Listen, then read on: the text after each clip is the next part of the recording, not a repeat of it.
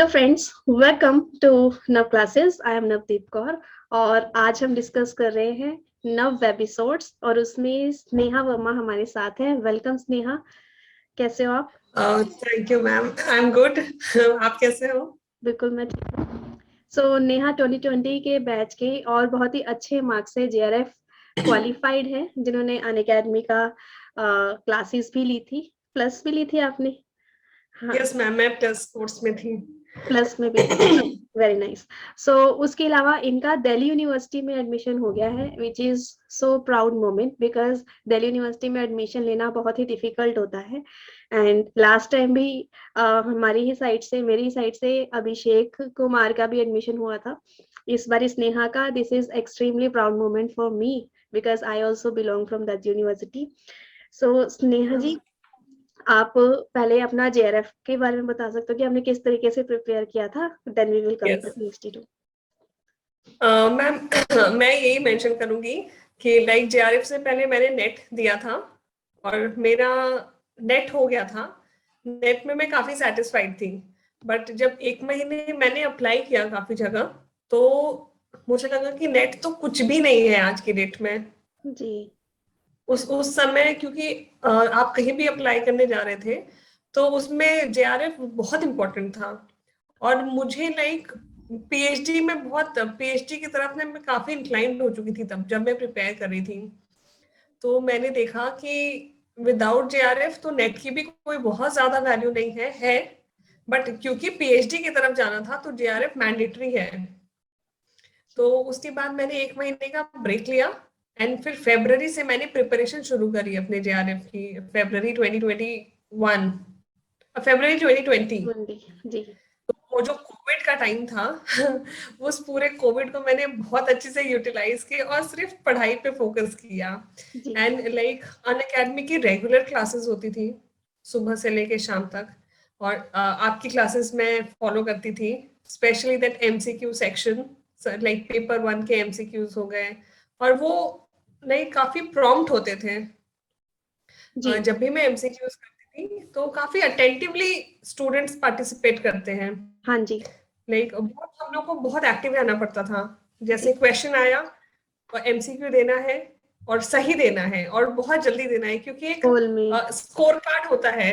हाँ तो वो टॉप 3 में भी जब आपको अपना नाम ऐसे आता है ना, तो वो थोड़ी खुशी मिलती थी कि अच्छा जेआरएफ तो हो जाएगा, या फिर इतने सारे हजार बच्चों में हम टॉप 3 पे आ रहे हैं। जी। तो ऑलरेडी कॉन्फिडेंस थोड़ा बूस्टअप होता रहता है। बिल्कुल। और स्पेशली रात में सोने से पहले जो क्लासेस होती थी आपकी 10 o'clock, जी तो 10 o'clock क्या होता है, हम लोग एकदम रिलैक्स्ड होते हैं कि अब तो पढ़ना नहीं है। और स्पेशली सोशल मीडिया के चक्कर में क्या है, रात में सोने से पहले फोन चलाने की आदत होती है। जी तो वो जो सोशल मीडिया का टाइम था वो उसको भी बहुत अच्छी से मैंने यूटिलाइज किया था। सोने से पहले एमसीक्यूज देखना, आपके क्लासेस देखना, जी। उसी माइंडसेट से मैं सोती थी और फिर उसी माइंडसेट से उठ के फिर वापस उसी डायरेक्शन में पढ़ाई की तरफ बहुत बहुत पुश मिला है मुझे। रेगुलरली क्लासेस भी करके तभी ना आपकी यस, जो मॉर्निंग की स्टार्टिंग है और नाइट के रूटीन में, नहीं तो अगर हम क्लास नहीं ले रहे होते तो आप कहीं ना कहीं फेसबुक या इधर उधर आप चैट करने लग जाओगे या कुछ ना कुछ देखने लग जाओगे। एग्जैक्टली। तो अल्टीमेटली वो टाइम यूटिलाइज नहीं हो रहा। बट अगर आपको पता है 10 PM हमारी क्लास है तो एटलीस्ट आप स्टडी तो कर रहे हो ना, अदरवाइज वो टाइम निकलता निकलता फिर सोते सोते तक वेस्ट ही हो जाता है कहीं ना कहीं इधर उधर जाकर, है ना। So that you are saying कि उसको हमने अच्छे से यस मैम। किया प्लस क्लास के साथ भी। चलो ठीक है। Yes ma'am. सो आपने पीएचडी के लिए क्रैक किया है डीयू से, तो इससे पहले भी कहीं पे यस दिया था या पीएच? हाँ yes ma'am, actually last year मेरा जेआरएफ हो गया था, लास्ट ईयर दिसंबर में। जी। तो जनवरी में मैंने अप्लाई करना शुरू किया और जनवरी में मैंने लास्ट ईयर भी डीयू के लिए अप्लाई किया था। मेरा हाँ जी। फर्स्ट फॉर्म डीयू के लिए ही था। ओके। मैंने सिर्फ 3 ही फॉर्म भरे पीएचडी के, पहला डीयू था। मैंने डीयू दिया क्योंकि आप आप जेआरएफ से आते हो तुरंत, तो बहुत कॉन्फिडेंस बूस्टअप होता है कि हो जाएगा। जी। मैंने जब लास्ट टाइम डीयू के लिए दिया तो मुझे रिसर्च के बारे में इतना नहीं पता था। हाँ जी। तो उस समय मेरा नहीं हुआ डीयू में, उस समय मेरा नाम नहीं आया था लिस्ट में, जी। तो मैं बहुत डिमोरलाइज हो गई थी। फिर उसके बाद मैंने पंजाब यूनिवर्सिटी ट्राई किया, वहां पे भी मेरा नहीं हुआ। उसके बाद मैंने तेजपुर यूनिवर्सिटी ट्राई किया, आसाम, हम्म। वहां मेरा नाम आ गया था। अच्छा। जी। तो मैंने उस समय मेरी स्टोरी थोड़ी सी डिफरेंट है, तो मैंने तेजपुर यूनिवर्सिटी में एडमिशन ले लिया। ओके। सितंबर में हम लोगों को बुलाया गया यहाँ पे, एंड ऑफ सितंबर में हम लोग को ज्वाइनिंग के लिए बोला गया। ठीक, मेरे कोर्स वर्क वगैरह सब हो रहे थे, तो मेरी पीएचडी चल चल रही थी। मीनवाइल उसी साल मैंने अगस्त में फिर से डीयू का फॉर्म भर दिया था। जी। ओके, क्योंकि डीयू टॉप यूनिवर्सिटीज में आती है और वहां जाने से पहले लोग यही बोलते हैं कि वहां तो नहीं होगा। तो हाँ, शायद वो थोड़ा ईगो भी आ गया था। ईगो आ गया, वो उस पे आ जाता है, एक ईगो भी आ गया था कि मतलब निकालना इतना है। ही कोई रॉकेट साइंस तो नहीं है डीयू को क्रैक करना। क्यों नहीं हो सकता, बच्चे तो जा रहे हैं ना, लिस्ट में नाम तो है, तो मेरा क्यों नहीं आ सकता। जी। तो फिर उसके बाद मैं तेजपुर यूनिवर्सिटी से अपनी पीएचडी कंटिन्यू कर रही थी। तो ये जो पीएचडी में एनरोल होने के बाद मैंने बहुत कुछ सीखा जो मैं लैक कर रही थी लास्ट ईयर। रिसर्च क्या होता है, हम लोग सिर्फ ये देखते हैं कि रिसर्च है, but research is like a well, वो कुआं है एक। हाँ।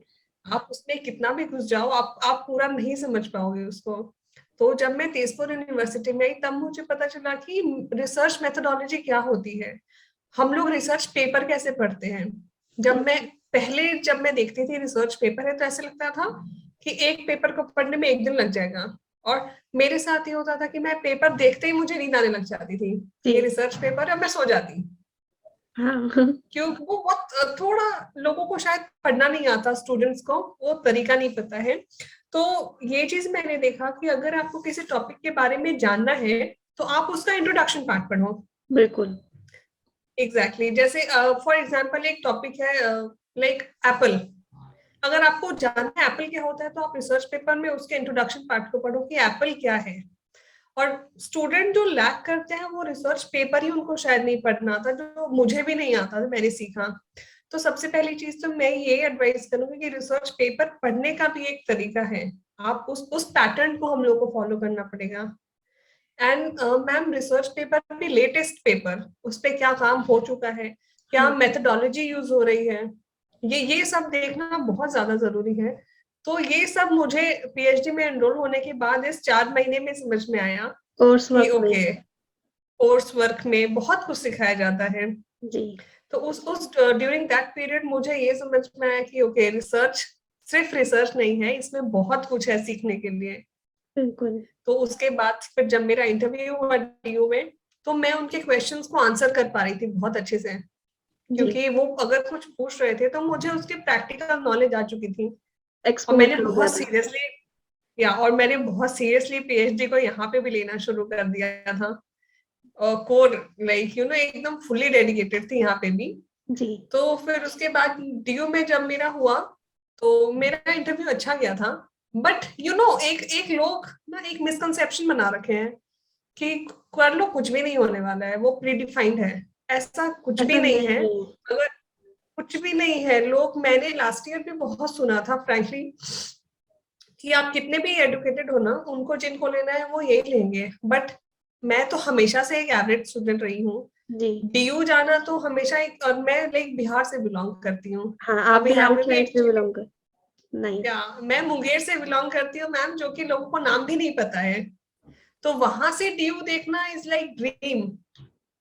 बिल्कुल। तो जब मैंने इंटरव्यू दिया और जब मेरा रिजल्ट आ गया, तो मैंने ये चीज ऑब्जर्व करी कि नॉलेज से बड़ा एसेट कुछ भी नहीं है आपके पास। आप जी। कहीं से भी बिलोंग करो, कुछ बिल्कुल। भी करो, अगर आपके पास नॉलेज है ना, तो आपके पास सब कुछ है।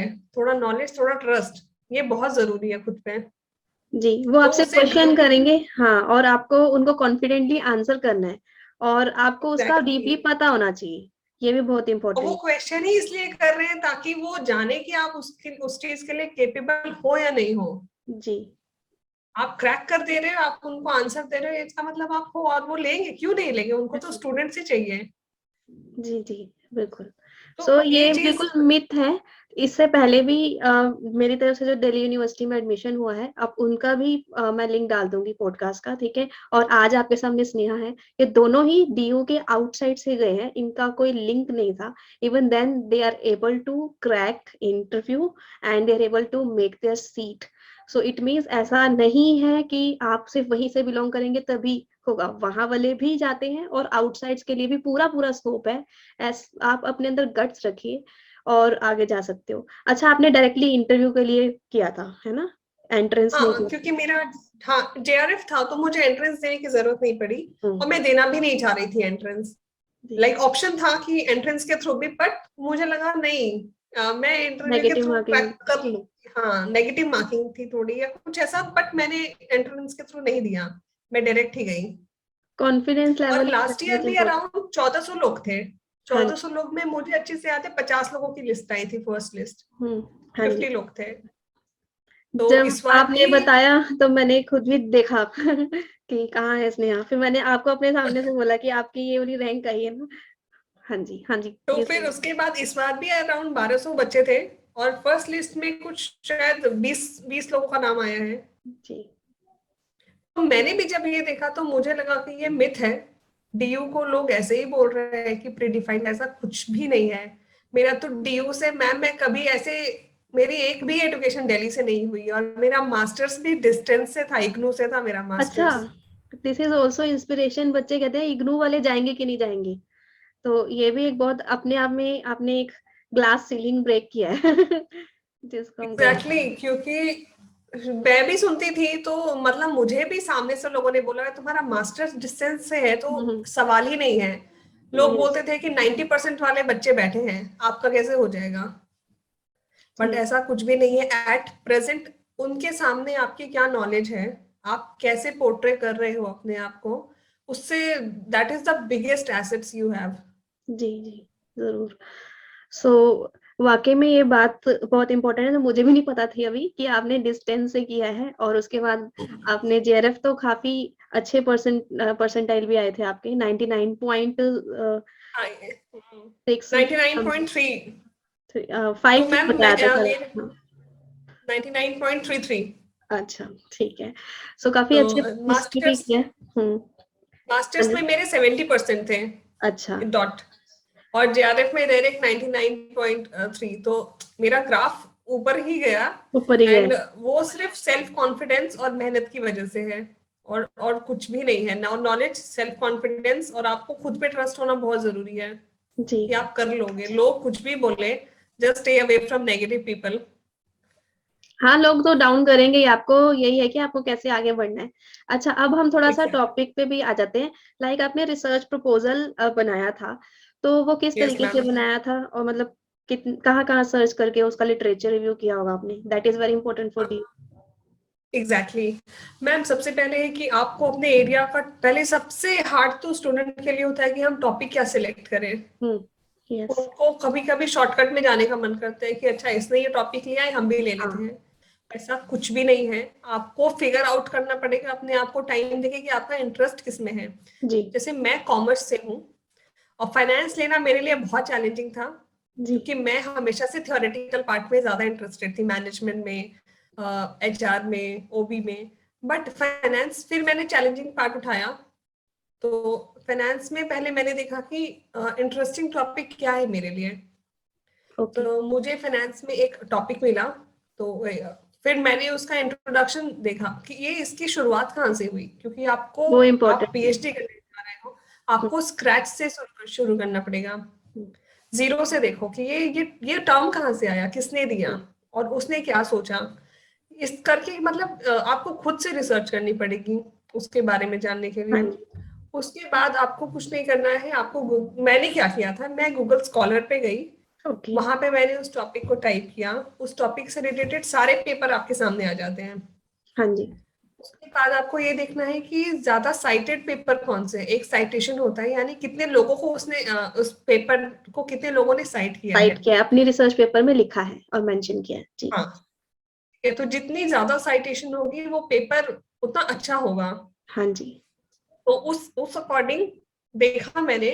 फिर उस पेपर, जैसे मैंने बताया कि जब आपको टॉपिक के बारे में जानना है तो आपको इंट्रोडक्शन देखना है, और थोड़ा इंटरेस्ट जगाना पड़ेगा आपको, लाइक बूस्टअप होकर बैठना पड़ेगा, कॉफी वगैरह पी के बैठना पड़ेगा रिसर्च पेपर पढ़ने के लिए।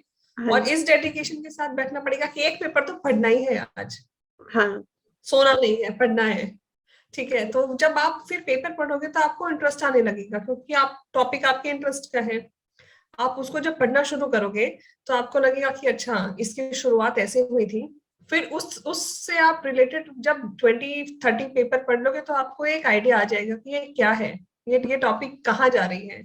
जी। फिर आपको ऐसे अराउंड जब आप अराउंड 50 पेपर्स तक पहुंचोगे ना, तो आपको एक गैप मिलेगा कि इस फील्ड में ये काम हो चुका है और ये बाकी है। बहुत सारे पेपर में फ्यूचर इम्प्लीकेशंस भी होते हैं कि हमने ये काम कर दिया और ये काम बाकी है, तो वहां से भी आप गैप उठा सकते हो।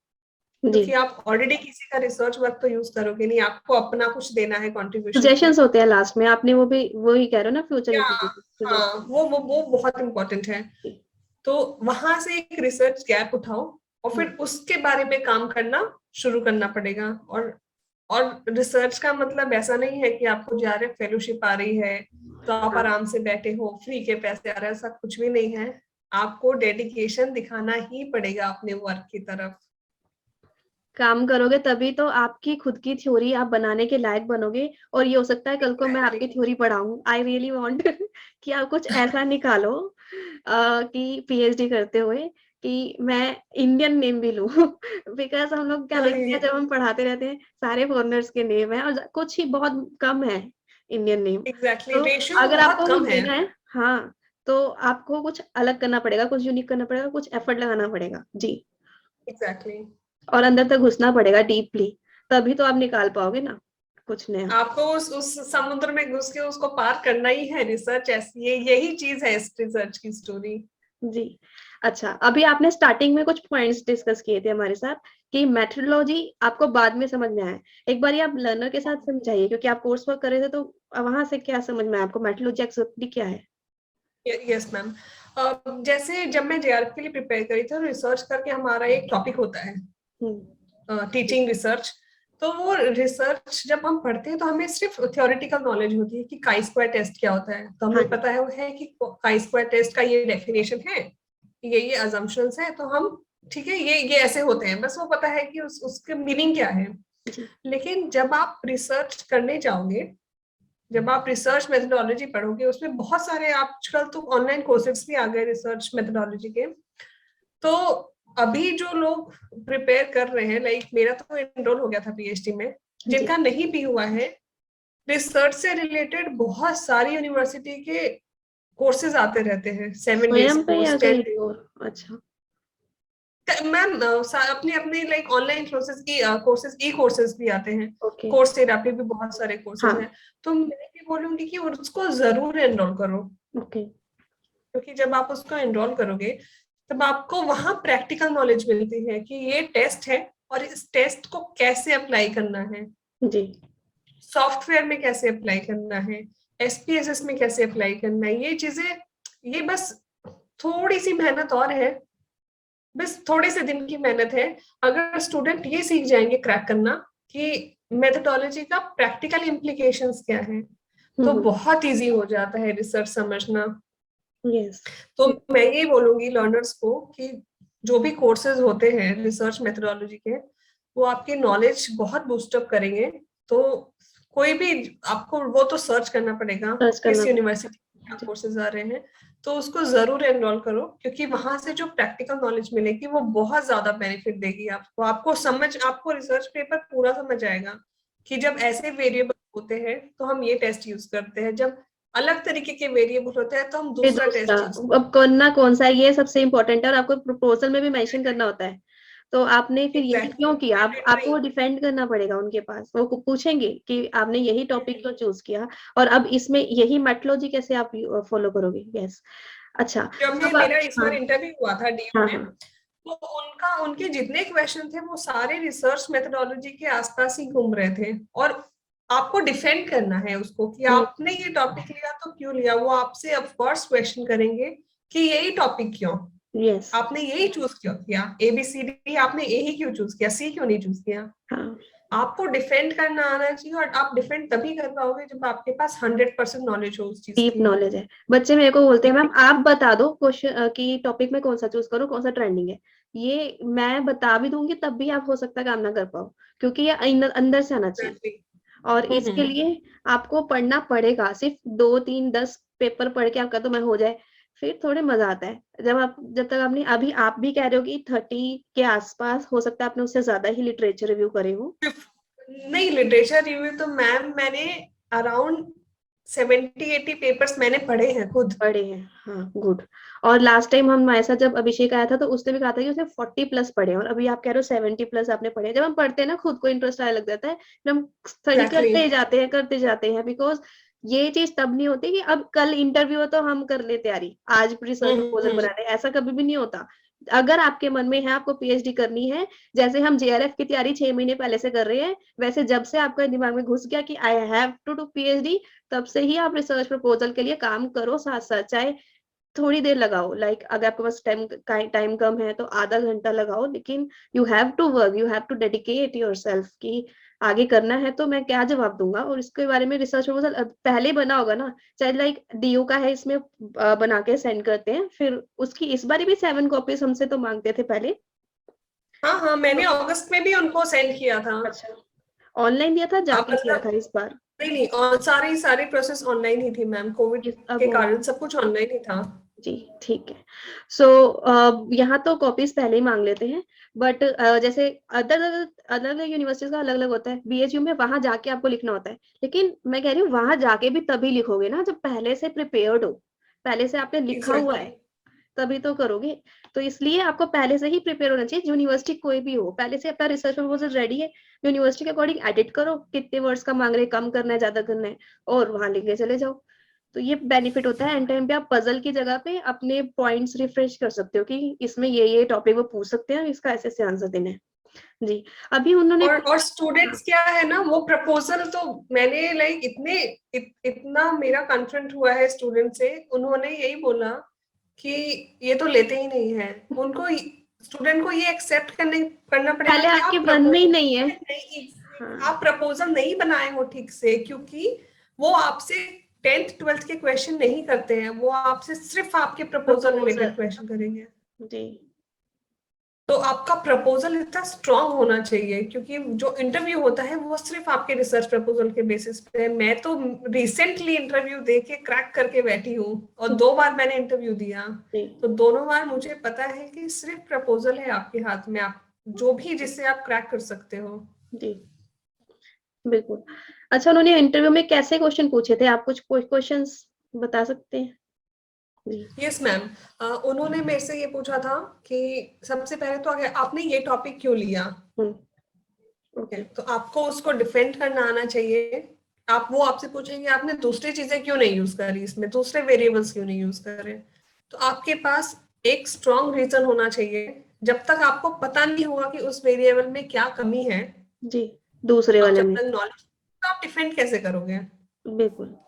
और दूसरा उनका मेजर क्वेश्चन होता है कि इस पे मेथोडोलॉजी क्या यूज करोगे। हाँ, अगर आप कोई टॉपिक ले रहे हो तो आप रिसर्च करोगे कैसे, आपका वे ऑफ रिसर्च क्या होगा, मतलब like how you are going to do this research, data methodology कैसे क्या लोगे? यूज करोगे, हाँ, डेटा कैसे लोगे, प्राइमरी लोगे सेकेंडरी लोगे। हाँ, आपने कैसा लिया? लोगे तो उसमें टेस्ट, मेरा प्राइमरी है, मेरा जो अच्छा, प्रपोजल है उसमें मेरा प्राइमरी डेटा है। तो फिर वो पूछेंगे कि इसको लाइक टेस्ट कौन सा यूज करोगे। जब मैं लास्ट ईयर, मुझे ये नहीं समझ में आ रहा था कि टेस्ट क्या होते हैं, होता है, हाँ। कौन स्टैटिस्टिक्स से का भी टेस्ट तो होते बोलती हूँ हैं। इनको, स्टैटिस्टिक्स पढ़ो, सबको करनी है। आपने ली थी स्टैटिस्टिक्स एग्जैक्टली, की तो क्लासेस? इम्पोर्टेंट है, हाँ। हाँ, लिए स्टैटिस्टिक्स तो बहुत इंपॉर्टेंट है। तो फिर वो पूछेंगे टेस्ट कौन सा यूज करोगे। तो अगर मान लो मैं सपोजिंगली मैं कहती हूँ काई स्क्वायर टेस्ट, ओके, और मेरे वेरिएबल में काई स्क्वायर फिट ही नहीं हो रहा है, तो वो तो पता चल गया ना कि ये इसका टॉपिक है ही नहीं, इसने पढ़ा ही नहीं है। बिल्कुल। और अगर मैं बताती हूँ जेन्युइनली, अगर मैंने पढ़ा होगा तो मेरे पास आंसर होगा कि मैं ये टेस्ट क्यों यूज कर रही हूँ, इसके अजम्पशंस क्या है, ये इस वेरिएबल्स पे फिट होते हैं। हम्म, तो उनको समझ में आता है कि बच्चे ने जेन्युइनली मेहनत करी है रिसर्च प्रपोजल पे, और ये पढ़ के आया है। और कुछ ऐसे क्वेश्चन, और फिर वो आपसे पूछेंगे गैप क्या है, लाइक जी, एक रिसर्च गैप होता है ना कि आपको ये रिसर्च करनी है, इसमें क्या गैप है। तो आपको वो सब बताना पड़ेगा। आप पढ़ोगे तभी तो आप बता पाओगे। जब जब आपने बहुत सारे पेपर पढ़े होंगे तब तो आप बाइफरकेशन कर पाओगे ना उनमें। बिल्कुल। 2-4 पेपर पढ़ के तो आप सिर्फ उनकी चीजें रट लोगे।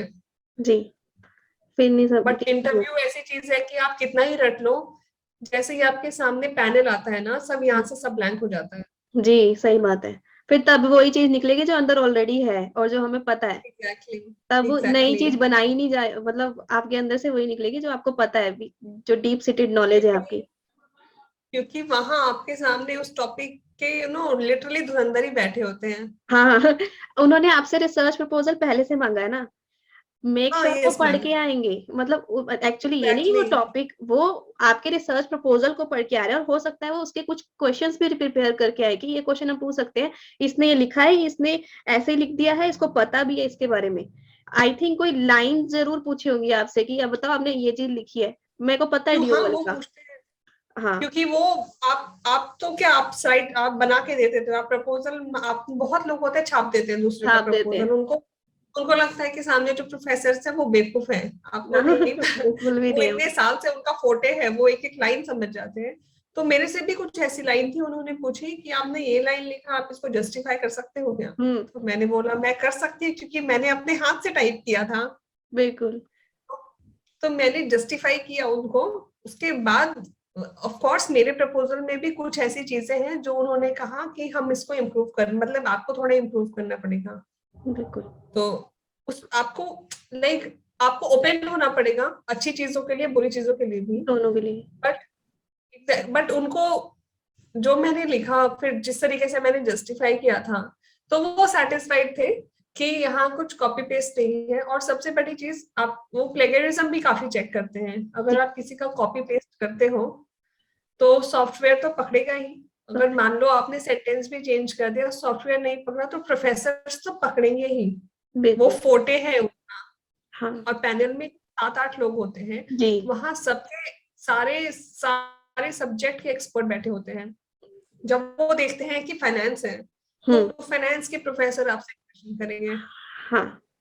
और वो गोल्ड मेडलिस्ट होते हैं अपने जमाने में। जी। तो आप उनके सामने, आपको झूठ नहीं स्टैंड बोल करने के सकते लिए हैं। आपको नॉलेज चाहिए। आप बिल्कुल। ऐसे नहीं रुक सकते। जी।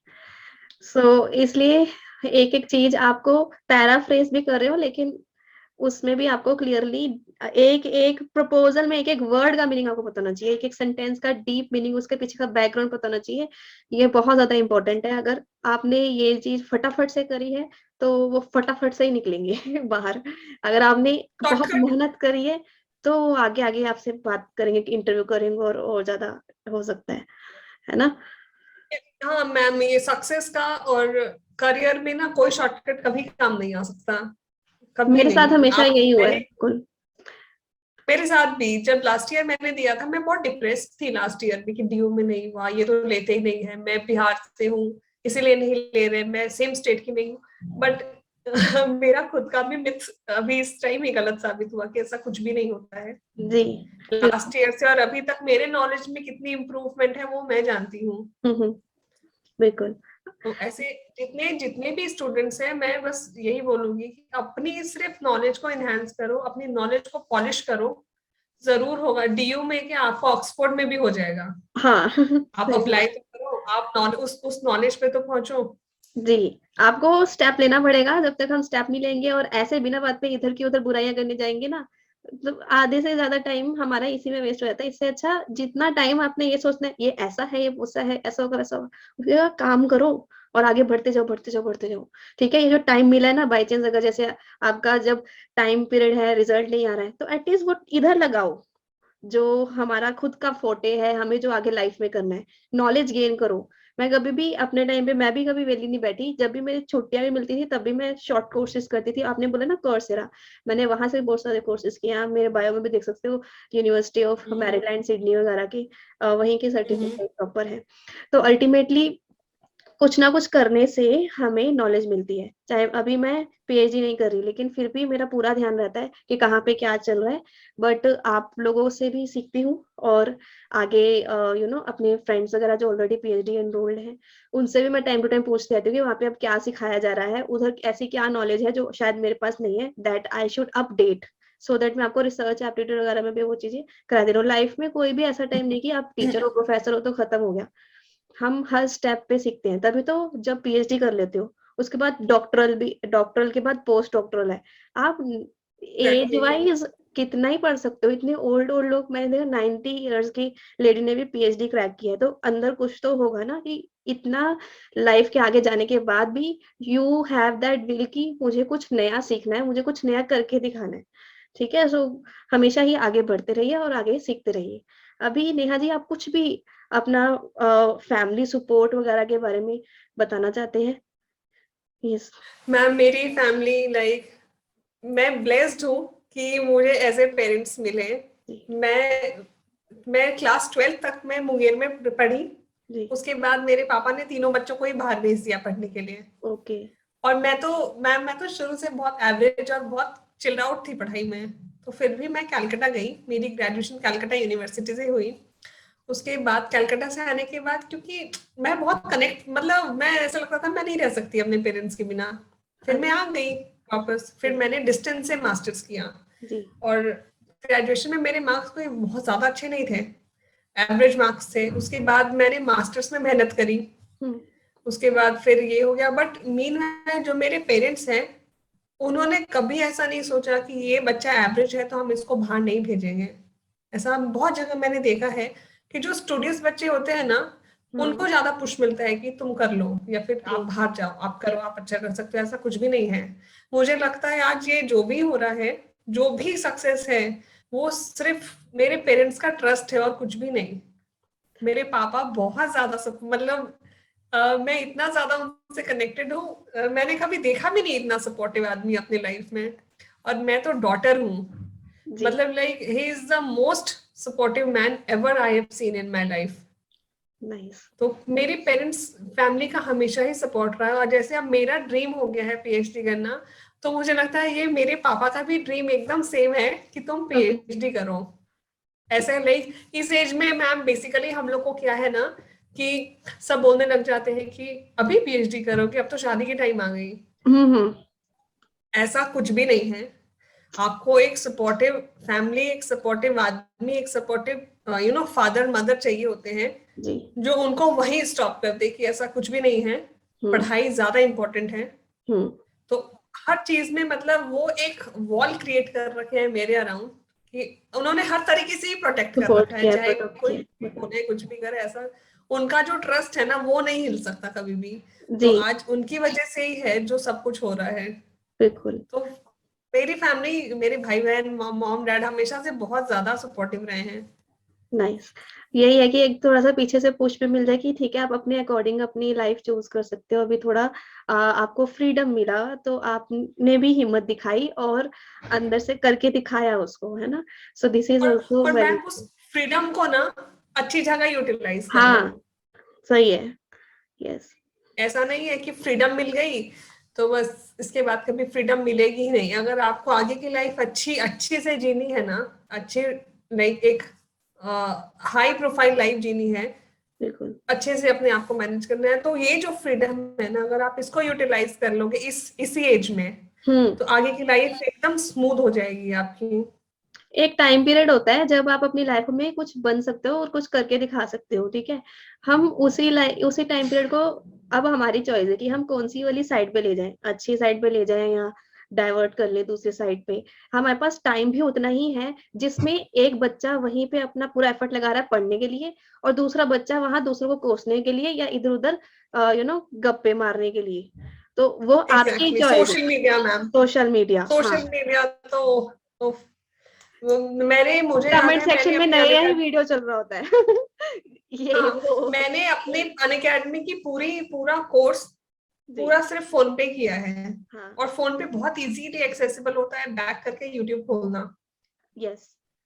तो वो आपको अपने आप पे कंट्रोल रखना है। इस बात को आपको लगाम अपने हाथ में ही रखनी है अपनी। जी जी। आपने जैसे ही सोशल मीडिया के हाथ में दे दिया ना, फिर वो आपको कंट्रोल करेगा, आप उसको कंट्रोल नहीं करोगे। कि डिमोटिवेशन करने के, किसी ने कुछ बोल दिया आपके माइंड में, वो नेगेटिव थॉट्स आने लग जाएंगे। तो मेक श्योर अगर कोई कुछ बोल भी रहा है ना, तो अपने माइंड को पॉजिटिव ही रखें, वो डिमोटिवेशन अपने ऊपर हावी ना होने दें, और अपने एफर्ट्स लगाते जाओ, लगाते जाओ, लगाते जाओ, आगे बढ़ते जाओ। ये मैं बोल रही हूँ, और ये करना आसान भी है अगर अंदर से आए तो। Intrinsic motivation is exactly, very much important, and parent support very very वगैरह जब मिल इंपॉर्टेंट। जाता है तो दोनों चीजें सोने पे सुहागा हो जाते हैं। जी। क्योंकि आप बाहर कितना कि आप मान लो अगर मैं कोई वीडियो देखती थी, मैंने कोई मोटिवेशन वीडियो देखी, उसका इम्पैक्ट सिर्फ थोड़े टाइम तक रहता है, हाँ जी, 1 घंटे 2 घंटे, फिर आपको लगेगा 1-2 घंटे तो आप बहुत फिर दूसरी मोटिवेटेड हो, देखो। दूसरे दिन आपको फिर वीडियो चाहिए, तो अब आपको मोटिवेशन से थोड़ा, अब आपको वीडियो की आदत लग गई, आप डिपेंडेंट हो जाते हो वीडियोस पे कि अब यही मोटिवेट करेगा। जी सेल्फ मोटिवेशन आनी चाहिए जी जरूर। कि नहीं मुझे करना है। जी जरूर। सो आई थिंक काफी अच्छे से आपने सब कुछ क्लियर करा है एंड बहुत सारे डाउट्स लर्नर्स के दूर हुए होंगे, मोटिवेशन भी खूब बूस्टअप हुआ होगा। आप देखो इनको एब्जॉर्ब करो, ये किस तरीके से बात करती हैं, बोलती हैं, बिकॉज दूसरों के बॉडी लैंग्वेज को समझना कि इंटरव्यू के टाइम पे इन्होंने कैसे आंसर किए होंगे। अच्छा, एक पॉइंट और लास्ट मेरे को याद आ गया कि यस आपने क्या प्योरली इंग्लिश में आंसर दिए थे या थोड़ा मिक्स भी किया था, बिकॉज लर्नर्स का ये भी बहुत ज्यादा कंसर्न होता है।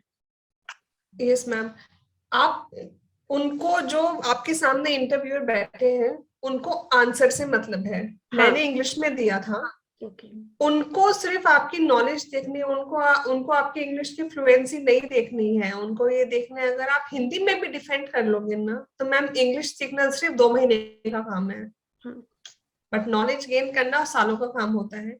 तो आप मिक्स लैंग्वेज में भी दे सकते हो, अगर नहीं आता है तो आप उनसे क्लियर कर दो कि सर मैं इंग्लिश में इतनी कंफर्टेबल नहीं हूँ, मैं हिंदी में अपने आप को अच्छे से एक्सप्लेन कर सकती हूँ, तो वो आपको अलाउ करेंगे, हम्म, क्योंकि इंग्लिश तो मैम सिर्फ लैंग्वेज है, आपकी नॉलेज नहीं डिफाइन करती। यस, यस, तो जिनको, जो थोड़े मैंने देखा है स्टूडेंट्स को बहुत हेजिटेट करते हैं, बहुत नॉलेजेबल स्टूडेंट्स को भी मैंने देखा है, जब बात इंग्लिश पे आती है ना तो वो हाँ, फंबल करने लग जाएंगे, ऐसा लगेगा कि उनको कुछ नहीं आता, हाँ, कुछ भी नहीं है। इंग्लिश सिर्फ एक लैंग्वेज में है, आप हिंदी में एक्सप्लेन करो, लेकिन आपको आप एक्सप्लेन करो उस चीज को, और जी, इतना ईगो पे नहीं लेना है कि मुझे इंग्लिश नहीं आती है, मैं बाकी से वीक हूँ, ऐसा कुछ भी नहीं है। आपको हिंदी आती है ना, आपको बोलना आता है ना, दैट इज मोर इम्पोर्टेंट। हाँ। और बाकी तो हो जाएगा, मेंटर भी करेक्ट कर देंगे और बहुत सारे सॉफ्टवेयर्स भी अवेलेबल होते हैं जिसके थ्रू आपकी जो फ्लुएंसी है वो साथ साथ, क्योंकि मेंटर भी तो रिव्यू एग्जैक्टली। करेंगे ना उसको साथ साथ, तो कोई इश्यू होगा तो वो साथ साथ आपके साथ कोप करेंगे, हेल्प करेंगे और उसको कर सकते हैं। बट यही है कि knowledge is very much important और उसको लगाना, उसको एक्सप्रेस कर पाना, कम्युनिकेशन स्किल भी बहुत इंपॉर्टेंट है। ठीक है, सो वही जब मैं एग्जैक्टली, कह आप रही आप थी। एक्सप्लेन करना, आप आपको डिफेंड करना, आपको एक्सप्लेन करना आना चाहिए, आप इंग्लिश में करो, हिंदी में करो, आप रीजनल लैंग्वेज में करो, आप जैसे भी करो, बट आप एक्सप्रेस करो और एक्सप्लेन करना सीखो, जी, और जी, कॉन्फिडेंट रहो मैम, कॉन्फिडेंस आपको आपके फेस पे दिखना चाहिए कि आप कॉन्फिडेंट हो, हाँ, ठीक है, फिर अभी सारी आप, चीजें ऐसी क्लियर हो जाती है। हाँ, बिल्कुल। पूरा प्रॉपर इंटरव्यू भी ऑनलाइन ही हुआ था, है ना? प्रॉपर इंटरव्यू भी ऑनलाइन ही था। अच्छा। सो वैसे तो मैं इनको काफ़ी बार बता चुकी हूँ कि डीओ की जो फीस स्ट्रक्चर है वो काफ़ी ही मिनिमल है, बहुत ही कम है। तो फिर भी एक बार आप आइडिया दे सकते हो कि पर सेमेस्टर या ईयर के हिसाब से कितना क्या है? मैम पर सेमेस्टर अभी रिसेंटली मैंने फी पे किया मैम, 2,000 रुपीज मैंने पे किया, सिक्स मंथ्स के लिए, एक सेमेस्टर के लिए 2,000 रुपये मैंने जी। फीस पे करी, और नेक्स्ट सेमेस्टर के लिए वही फीस 800 रुपीज है। ओह! तो मतलब तो ऑन अ आप होल 3,000, 8000 मैक्सिमम पकड़ लो अगर पकड़ना है तो। 3,000 मैम, 3,000 रुपीज आप सिर्फ यूनिवर्सिटी में पे कर रहे हो ईयरली, ईयरली, हाँ, ठीक है। इससे बड़ा बेनिफिट क्या इतना होगा। मुझे पता है ना, मेरे टाइम पे भी एमकॉम की फीस बहुत ही कम थी हमारी, 4000 रुपीज पर ईयर सर। हम इतना कम था। हम्म। डीयू में बेस्ट एजुकेशन मिलती है और बहुत ही कम फीस में। So this is the blessing अगर आप वहाँ पे ज्वाइन कर पाए। मैंने ना लिस्ट में मिन्नी मैम का भी नाम देखा, मैंने आपको बोला, ठीक है, जैसे आपका हम्म। नाम देखा, एंड मैं उनसे पढ़ी हूँ अपने टाइम पे। 2014 में मैंने दिल्ली यूनिवर्सिटी में दिल्ली स्कूल ऑफ इकोनॉमिक्स से स्टडी किया है एंड मिन्नी अग्रवाल से मैं स्टडी कर चुकी हूँ, पढ़ चुकी हूँ मैम से। सो आई वाज शॉक्ड कि अरे वाह, मैम का पीएचडी में एडमिशन हुआ है। दोनों चीजें थी खैर, कि इतने तब पीएचडी नहीं थी क्या, तब वैसे मैम ना एमफिल कर रही थी जब हमें पढ़ा रही थी। तो हम्म। एमफिल तो 1.5 साल की होती है आई थिंक, फिर उसके बाद वो टीचिंग में ज्यादा हो गई होंगी और फिर उन्होंने अब एडमिशन किया है पीएचडी में, सो आप ही के साथ। सो आई एम सो हैप्पी कि आपका हुआ है वहां पर। सो ऐसे ही आगे इंक्रीज करते रहिए, लाइफ में बढ़ते रहिए। ठीक है, any last thing you want to quick advice, then we will winding up. Ma'am मैं यही एडवाइस करना चाहूंगी कि जो कोई भी आपके अराउंड कुछ भी बोलते हैं आपको लेके कि आप ये नहीं कर पाओगे, एक एक वो खेल होता है ना मैम, आप पुल बैक करते हो किसी जी। को तो वो उतना ही आगे जाता है। तो जब आपको कोई पुल बैक करता है ना, तो आप ये समझ जाओ कि आप जेन्युइनली बहुत आगे जाने वाले हो। हाँ जी। और सिर्फ अपने आप पे ट्रस्ट रखो, अपने पेरेंट्स का ट्रस्ट अपने आप पे देखो कि वो कितना ट्रस्ट करते हो और आप उसको कैसे डाउन कर सकते हो। आप कभी नहीं चाहोगे कि आपके पेरेंट्स का ट्रस्ट आप तोड़ो या हम्म। फिर थोड़ा भी उसमें कोई कमी आए। तो जब कभी भी आप डिमोटिवेट होते हो पढ़ाई को लेके लाइफ में, तो सिर्फ अपने पेरेंट्स की तरफ देखो और किसी की तरफ नहीं। और आपके सबसे अच्छे फ्रेंड्स लाइफ में बुक्स के अलावा कुछ नहीं हो सकते। जी। बुक्स आपको बहुत एकदम शार्प एडवाइस देते हैं, कुछ इधर उधर की बातें नहीं करते। तो बुक्स से अच्छा फ्रेंड और पेरेंट्स से अच्छा वेल विशर एडवाइजर आपके लिए लाइफ में कोई भी नहीं है। और अपने आप पे सेल्फ कॉन्फिडेंस रखो, ट्रस्ट रखो, मैम लाइफ सॉर्टेड है उसके बाद। बिल्कुल। देखो, आपके पेरेंट्स ने आपके ऊपर मनी भी लगाया है, साथ साथ देखो आपको कितना टाइम दे रहे हैं कि आप पढ़ रहे हो। अदरवाइज आपको अगर वो ही टाइम ना देते तो आप पढ़ाई के लिए कैसे मैनेज कर पाते। So this is again very important, उसकी कद्र करो। जो वो आपको टाइम दे रहे हैं वो आप कहाँ लगा रहे हो, अपने पढ़ाई में लगा रहे हो या कहीं और लगा रहे हो, वो सोचो कि मैं किसके साथ चीटिंग कर रहा हूँ। मैं उनके साथ चीटिंग कर रहा हूँ कि एग्जैक्टली। मैं खुद के साथ चीटिंग कर रहा हूँ या अपने फर्दर करियर के साथ चीटिंग कर रहा हूँ। अगर आप ये समझ जाएंगे तो आपको मोटिवेशन बाहर से जरूरत ही नहीं, डिमोटिवेट होगा ही नहीं, क्योंकि आपको पता है मैं जो अपनी लाइफ में कर रहा हूँ वो वैल्यू एडिड है। उसका रिजल्ट आएगा, उसका इम्पैक्ट आएगा, वो एक इन्वेस्टमेंट है, एक्सपेंडिचर नहीं है, वो खर्चा नहीं है, वो इन्वेस्टमेंट है, आगे रिटर्न देगा। ठीक है। सो finally we are winding it up, and thank you so much Sneha Verma to join us, and it was really thank you great so much podcast, ma'am for full of inviting everything. Me. Yes, knowledge, PhD, JRF discussion and motivation, everything हम आज के podcast में कर चुके हैं. So thanks to everyone. Dream, thank you believe, so much ma'am. act and achieve. ठीक है. Stay blessed, okay आनंद ma'am, रहिए. Thank you. Thank you ma'am.